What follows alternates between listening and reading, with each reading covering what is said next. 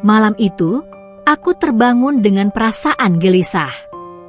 Ruangan kamar yang biasanya menenangkan kini terasa dingin dan kosong. Aku mengulurkan tangan ke samping, mencari kehangatan tubuh Danang suamiku. Namun, yang kurasakan hanya bantal dingin dan selimut yang acak-acakan. "Danang?" panggilku pelan, setengah sadar. Tak ada jawaban. Aku mencoba menenangkan diri, berpikir mungkin dia hanya pergi ke kamar mandi. Tetapi saat kupasang telinga, tidak ada suara air mengalir. Rasa penasaran perlahan menguasai pikiranku. Aku bangkit dari tempat tidur dan berjalan menuju ruang tamu. Sepi, lampu dapur menyala redup, dan pintu belakang sedikit terbuka. Langkahku mendekat, dan di balik pintu itu aku melihat Danang berdiri di halaman belakang, ponselnya menempel di telinga. Wajahnya tampak tegang, dan dia berbicara dengan nada yang terlalu pelan untuk kudengar. Aku berdiri di ambang pintu, memerhatikannya dengan dahi berkerut. Ketika dia berbalik, aku buru-buru mundur, kembali ke kamar tanpa mengeluarkan suara. Dadaku berdegup kencang, tetapi aku mencoba mengabaikan perasaan aneh itu. Mungkin urusan kerja? Gumamku, meski pikiranku terus memutar kemungkinan lain. Pagi berikutnya, aku mendengar suara air dari kamar mandi. Jam dinding di kamarku menunjukkan pukul 4 pagi. Aku terkejut. Danang biasanya adalah orang terakhir yang mandi, bahkan sering terlambat berangkat kerja karena tidur terlalu pulas. Penasaran, aku keluar dari kamar dan berdiri di depan pintu kamar mandi. Bau sabun mandi bercampur aroma parfum yang tidak asing menusuk hidungku. Itu wangi parfum ibuku, wangi bunga melati yang khas. Jantungku berdetak lebih kencang. Kenapa parfum ibuku ada di sini? Kenapa baunya menempel pada suamiku? Ketika Danang keluar dari kamar mandi, aku langsung menyadari perubahan dalam dirinya. Bajunya rapi, rambutnya tersisir, dan dia tampak lebih segar dari biasanya. Aku mencoba menahan diriku untuk tidak langsung bertanya, tetapi rasa penasaran sudah mendidih di dadaku. "Kok rapi banget pagi-pagi gini?" tanyaku, mencoba terdengar santai.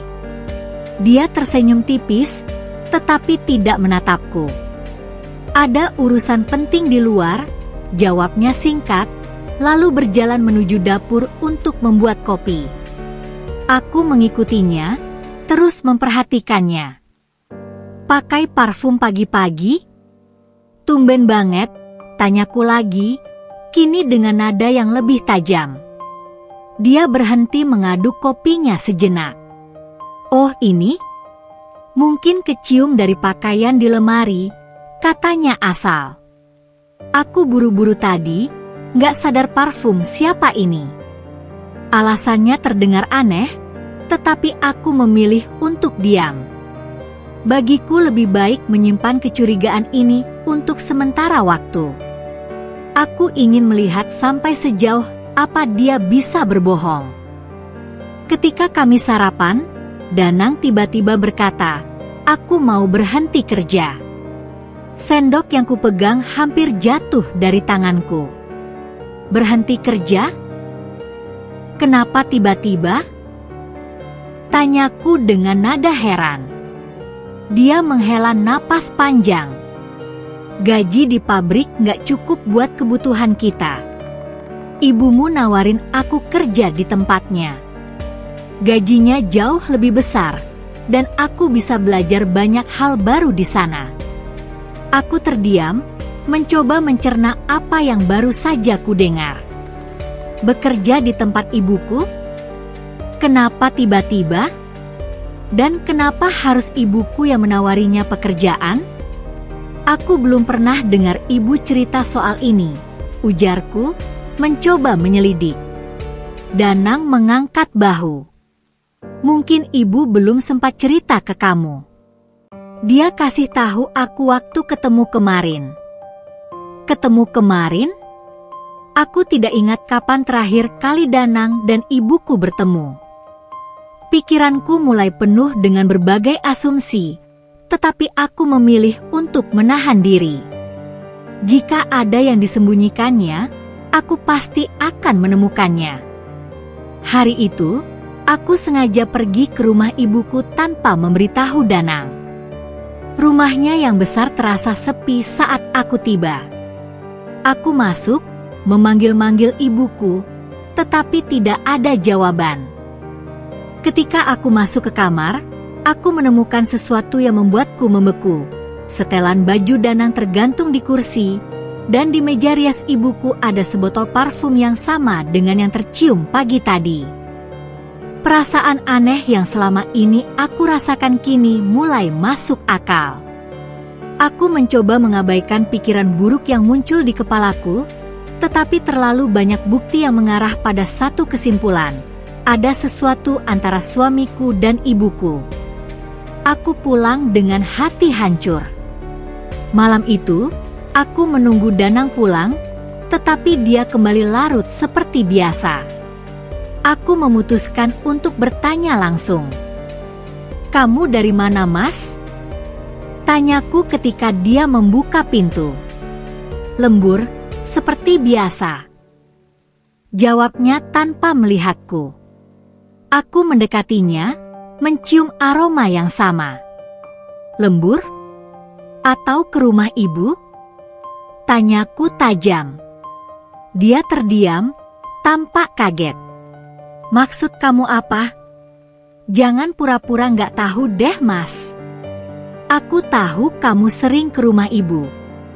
Aku tahu kamu pakai parfumnya.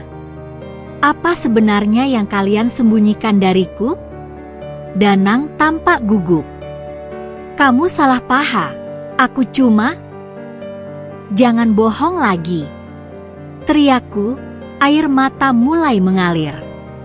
Apa yang sebenarnya terjadi? Danang akhirnya mengakui bahwa dia sering ke rumah ibuku, tetapi dia bersikeras bahwa itu hanya untuk urusan pekerjaan. Namun, aku tidak bisa percaya begitu saja. Aku memutuskan untuk mencari tahu sendiri. Beberapa hari kemudian, aku memergoki mereka sedang berdua di rumah ibu.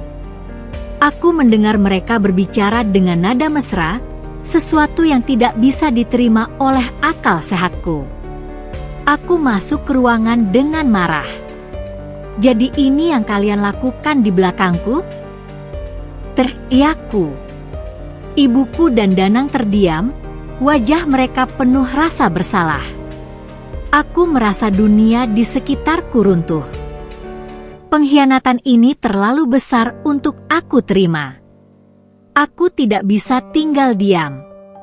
Aku meminta bantuan Pak RT untuk menjadi saksi atas apa yang terjadi.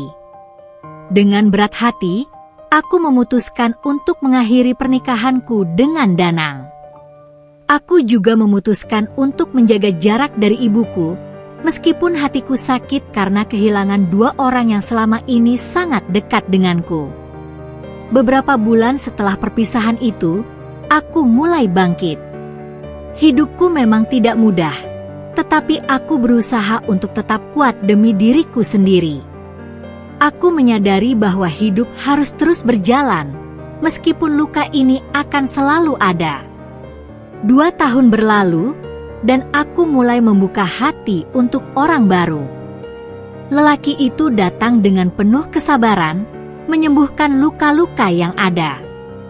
Meski masa laluku penuh dengan pengkhianatan, aku percaya bahwa aku layak mendapatkan kebahagiaan yang sejati. Kini, aku menjalani hidupku dengan damai. Pengkhianatan itu menjadi pelajaran terbesar dalam hidupku. Pelajaran tentang kejujuran, kekuatan, dan cinta yang tulus.